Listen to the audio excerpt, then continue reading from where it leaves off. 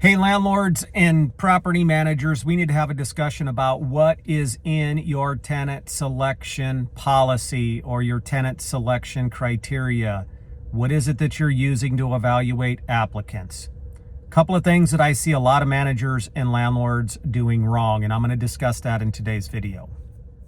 Hey everybody, my name is Vojchehoske and welcome to the channel. So, those of you that have taken my fair housing course, you know that one of the things that I say is the best defense against a fair housing complaint is never ever to get one in the first place. But when one actually is filed against you, it is the documentation in our processes that is the difference between us being found guilty or not. And it's important that we have a rock-solid tenant selection policy, because that's one of the things the fair housing investigator is always going to investigate and look at. And if it's not rock solid and in compliance with fair housing laws, then you're going to get nailed. Unfortunately, most landlords, individual landlords, don't have any kind of tenant selection policy or criteria. They just use their gut. And that's when we get into fair housing trouble. Even worse is professional managers. I'm always amazed at how many managers they have a tenant selection plan or a tenant selection set of criteria, but it's not legal. And remember, the tenant selection criteria is there to help you objectively and legally evaluate the worthiness of a tenant applicant. But it has to be legal in compliance with laws, including fair housing laws. So there are two things that I see overwhelmingly when I view a landlord or property management's tenant selection criteria that rises to the level of fair housing jeopardy. And that is, they will require the applicant to have a driver's license and have a job. Okay? Now, certainly we want to make sure that our tenant has income, and we want to make sure that we're renting to the person that they say they are, and we want ID. But if you require just a driver's license and a job, that is potentially fair housing a jeopardy, because think about this.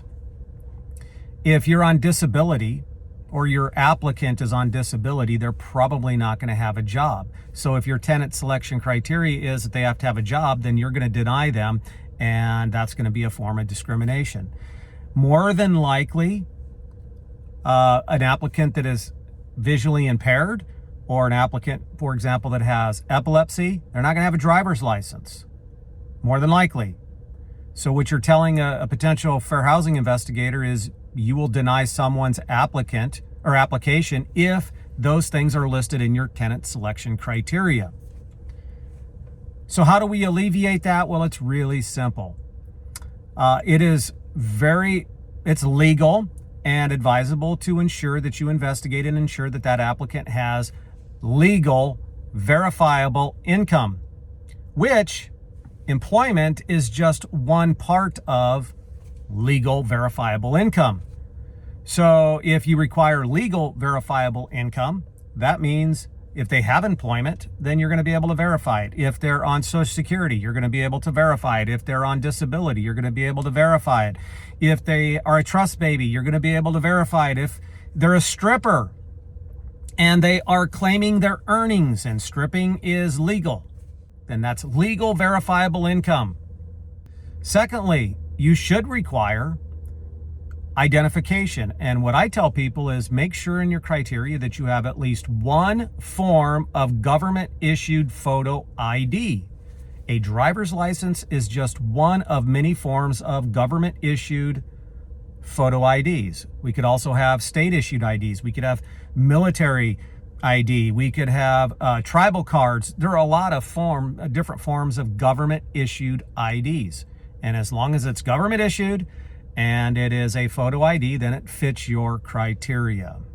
I know a lot of you probably that are in the business won't like to hear this, but you need to go back, reevaluate the criteria that you use. And if you don't have any criteria, then shame on you. Spend a few bucks, have your attorney draft an objective tenant selection plan or set of criteria that you can use, and then use it and never, ever, ever, ever deviate from that.